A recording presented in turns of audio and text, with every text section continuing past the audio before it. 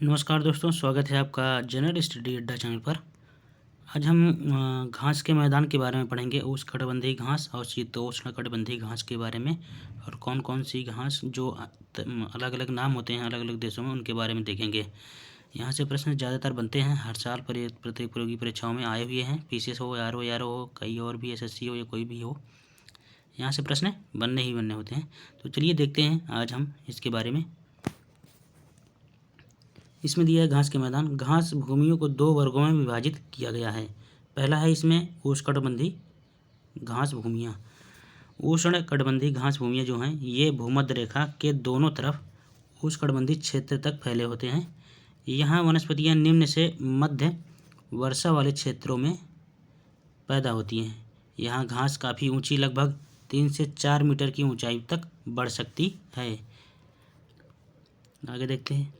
इस घास स्थल में हाथी, जेब्रा, जिराफ, हिरण, तेंदुआ आदि जानवर पाए जाते हैं।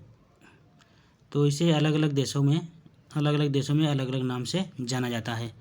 जैसे है आपका सवाना है अफ्रीका में। घास के इन उष्णकटिबंधीय घास के मैदान जो हैं अफ्रीका में, उसको सवाना नाम दिया गया है, सवाना नाम से जाना जाता है। ब्राज़ील में कंपोज नाम से जाना जाता है, और वेनेजुएला, कोलंबिया में लानोस नाम से जाना जाता है। कई बार परीक्षा में आए हुए ये नाम है, ध्यान रखिएगा।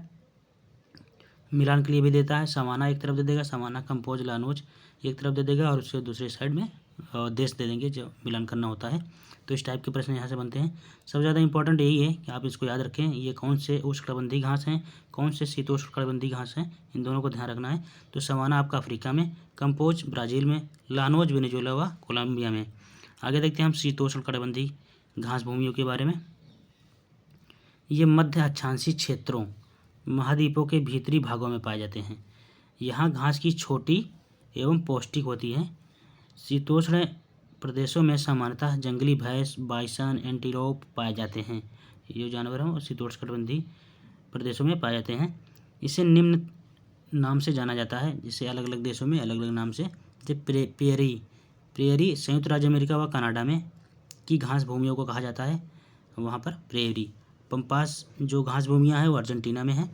वेल्ड दक्षिण Africa, downs Australia, steppe Asia, Ukraine, रूस, चीन के मंचूरिया प्रदेश में स्टेपी नाम से जानी जाती हैं। जो शीतोष्णकटिबंधीय घास के मैदान हैं संयुक्त राज्य अमेरिका व कनाडा में प्रेयरी नाम से जानी जाती हैं।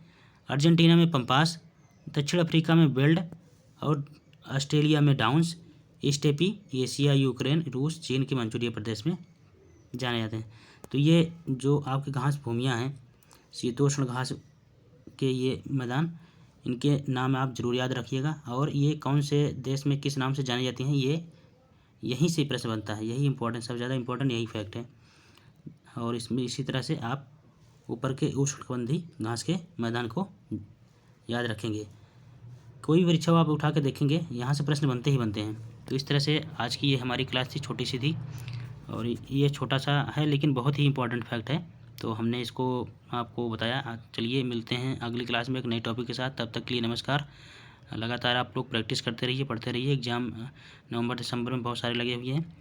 चलिए ठीक है, मिलते हैं अगली क्लास में। नमस्कार।